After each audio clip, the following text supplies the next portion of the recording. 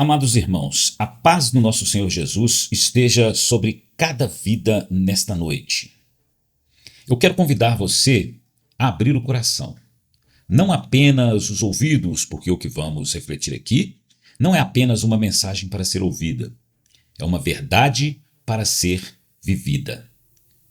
O tema desta palavra é a volta de Jesus, e a nossa base está naquilo que o próprio Senhor Jesus declarou. No livro de João, capítulo 14, do versículo 1 ao 3, está escrito: Não se turbe o vosso coração. Credes em Deus, credes também em mim. Na casa de meu pai há muitas moradas. Se não fosse assim, eu vou-lo teria dito. Vou preparar-vos lugar, e quando eu for e vos preparar lugar, virei outra vez e vos levarei para mim mesmo, para que onde eu estiver, estejais vós também. E quando Jesus declara essas palavras, irmãos, nós precisamos entender onde ele estava, com quem ele estava e o que estava acontecendo naquele momento.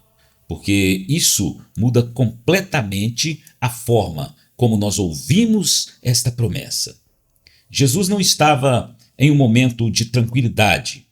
Ele não estava diante de uma multidão, nem em um ambiente de celebração comum. Ele estava reunido com seus discípulos mais próximos, aqueles que caminhavam com ele, aqueles que deixaram tudo para segui-lo. Era a noite da última ceia. No livro de João, capítulo 13, versículo 1, está escrito: Jesus, sabendo que já era chegada a hora de passar deste mundo para o Pai. Ou seja, Jesus ele sabia exatamente o que estava prestes a acontecer. E naquele ambiente, irmãos, o clima não era leve. Havia uma tensão espiritual e emocional muito forte. Os discípulos não entendiam completamente, mas percebiam que algo estava diferente. Em João capítulo 13, no versículo 21, também está escrito: Jesus perturbou-se em espírito e disse: Um de vós há de me trair. Imagine o impacto naquele momento. Pessoas estavam ali há anos com Jesus. Agora ouve que existe um traidor entre eles. O ambiente ficou pesado. O coração deles começou a ficar inquieto. E não para por aí. Já em João capítulo 13, versículo 13, Jesus diz: Ainda por pouco estou convosco. Agora Jesus ele começa a falar que vai embora. E para os discípulos isto era quase impossível de aceitar, porque toda a esperança deles estava na presença física de Cristo. Eles andavam com ele, aprendiam com ele, dependiam dele. E agora ele está dizendo: eu vou. E é nesse cenário de medo, de confusão, de insegurança, que Jesus olha para eles e diz: Não se turbe o vosso coração. Percebe a profundidade disso? Ele não disse isso em um momento calmo. Ele disse isso no meio da crise. Ele não disse isso quando tudo estava bem. Ele disse isso quando tudo parecia estar desmoronando. E isso fala muito conosco hoje. Porque muitas vezes nós queremos paz quando tudo está desmoronando. Mas Jesus, ele está nos ensinando que o coração pode estar firme, mesmo quando o cenário é incerto. E então ele continua: Vou preparar-vos lugar, virei outra vez. Ou seja, ele não apenas anuncia a sua partida, ele garante o seu retorno. Ele está dizendo: vocês não estão sendo abandonados, vocês estão sendo preparados. E aqui está uma chave poderosa para nós. Muitas vezes não entendemos as promessas, não entendemos o silêncio, aliás, não entendemos os processos, não entendemos os silêncios, não entendemos as mudanças, mas isso não significa ausência de Deus. Isto significa que Deus está trabalhando em algo maior do que conseguimos ver. Jesus estava preparando os discípulos para viverem pela fé e não pela presença física. E hoje não é diferente. Nós não vemos Jesus fisicamente, mas vivemos pela promessa. Vivemos pela certeza de que ele foi, mas vai voltar. E se essa palavra sustentou os discípulos que estavam prestes a ver a cruz, ela também sustenta a nossa vida hoje. Então, quando ouvirmos sobre a volta de Jesus, não estamos falando apenas de um evento futuro. Estamos falando de uma promessa que nasceu em um ambiente de dor, mas que carrega esperança eterna. Jesus não estava falando de uma possibilidade. Ele estava afirmando uma promessa. Ele não diz, talvez eu volte. Ele disse, virei outra vez. E essa promessa atravessou séculos, atravessou gerações e chegou até nós. E continua sendo tão verdadeira hoje quanto no dia em que foi declarada. Mas existe um detalhe importante aqui.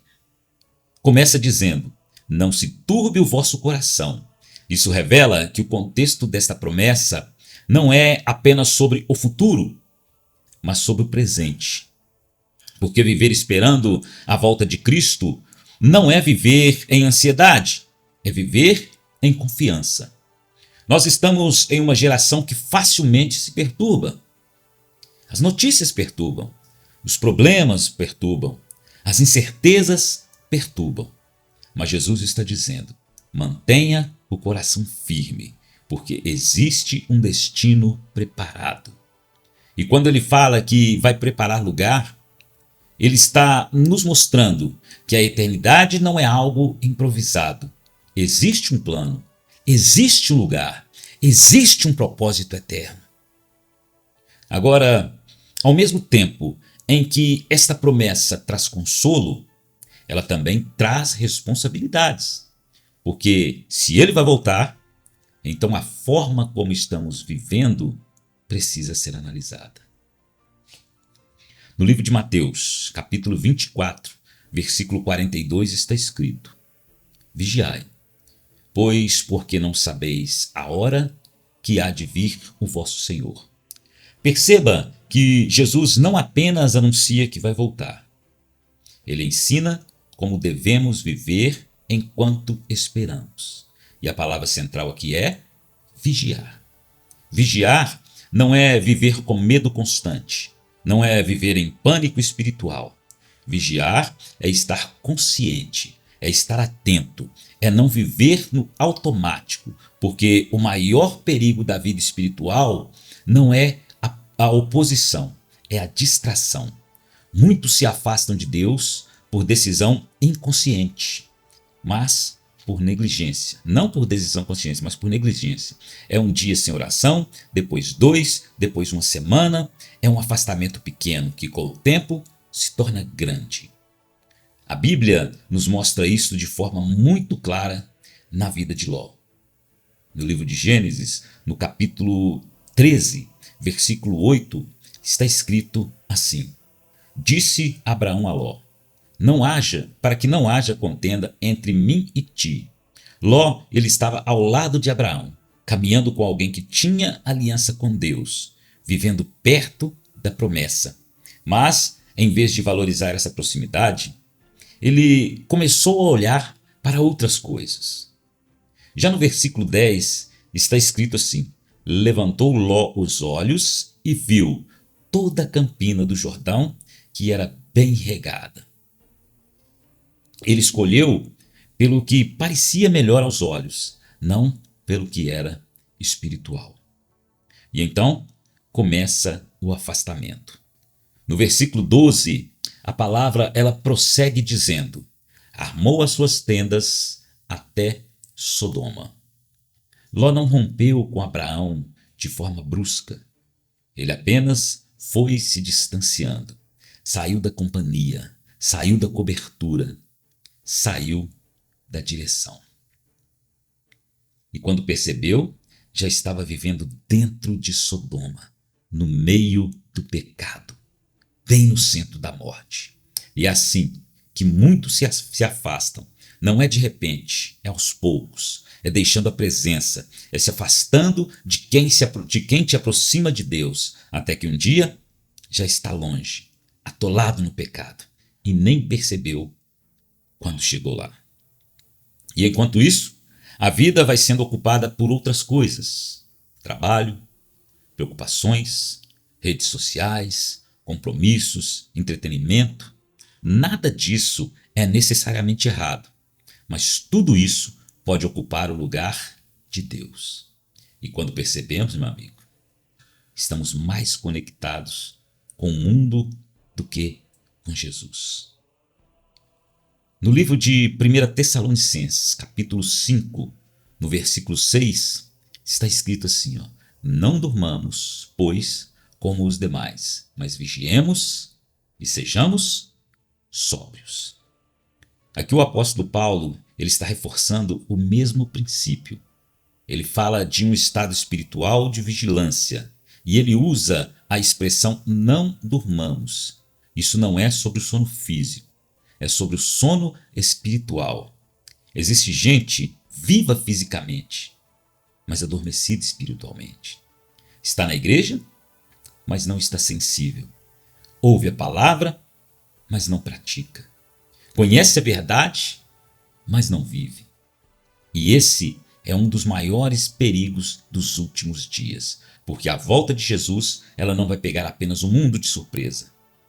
Ela vai pegar pessoas dentro da igreja, pessoas que não estão preparadas. No livro de Mateus, capítulo 25, versículo 1 ao 13, está a fala da parábola das 10 virgens, a parábola das 10 virgens, onde todas tinham aparência semelhante, todas tinham lâmpadas, todas estavam esperando o noivo, mas apenas algumas estavam preparadas. E o que fez a diferença não foi a aparência, não foi o discurso, não foi a posição, foi o preparo. E isso precisa nos fazer refletir profundamente, porque hoje é possível ter aparência de espiritualidade sem ter vida espiritual. É possível falar de Deus sem andar com Deus. É possível conhecer versículos sem viver transformações. Mas quando o noivo chega, o que define quem entra e quem não entra não é a aparência. É ser o que realmente é. Jesus deixa claro que a porta se fecha. Isso não é para gerar medo, é para gerar consciência. Porque ainda há tempo, ainda estamos no tempo da graça, ainda estamos no tempo do ajuste. Mas esse tempo não será para sempre. Em Apocalipse capítulo 3, versículo 11, está escrito: eis que venho sem demora. Guarda o que tens, para que ninguém tome a tua coroa. Guardar o que temos significa preservar a fé, preservar a comunhão, preservar a essência. Porque não é apenas começar bem, temos que terminar bem. Muitos começam com intensidade, com paixão, com entrega, mas ao longo do caminho foram se esfriando. E o esfriamento não acontece de uma vez, ele é progressivo. No livro de Mateus, capítulo 24, versículo 12, diz: e por se multiplicar a iniquidade, o amor de muitos se esfriará. Esse esfriamento é um sinal dos últimos tempos. E não é apenas no mundo, é um alerta para a igreja. Por isso, precisamos constantemente reacender a chama, voltar ao primeiro amor, reavaliar as prioridades, porque a volta de Jesus, ela não será anunciada com antecedência. Em 1 Coríntios capítulo 15, versículo 52, está escrito: no momento, num abrir e fechar de olhos. Será instantâneo. Não haverá tempo para se preparar naquele momento. A preparação é agora. E talvez alguém pense: ainda vai demorar. Mas é exatamente a armadilha que muitos caem. É nessa armadilha que a maioria das pessoas caem. Mas isso não é de hoje. Veja o que está escrito em 2 Pedro capítulo 3, versículo 4. Onde está a promessa da sua vinda? porque desde que os pais dormiram, todas as coisas permanecem como desde o princípio. Queridos, isso já estava sendo dito naquela época. Pessoas duvidando, pessoas questionando, achando que não iria, achando que não vai acontecer. Mas o fato de ainda não ter acontecido não significa que não vai acontecer. Significa que Deus está sendo paciente. Já no versículo 9 está escrito: o Senhor não retarda a sua promessa, ainda que alguns a têm por tardia, mas é longânimo para conosco, não querendo que alguns se percam, senão que todos venham a arrepender-se. Isso revela o coração de Deus. Ele não está atrasado, ele está dando oportunidades. Mas essa oportunidade, ela precisa ser aproveitada, porque haverá um dia em que a oportunidade se encerra. Que quando esse dia chegar, não haverá argumento, não haverá justificativa, não haverá negociação. Por isso, hoje é o dia de alinhar a vida com Deus. Hoje é o dia de ajustar o coração. Hoje é o dia de decidir viver com propósito eterno. Porque a maior tragédia não é perder coisas aqui, é perder a eternidade. A maior vitória não é conquistar coisas aqui, é estar preparado para encontrar o Senhor.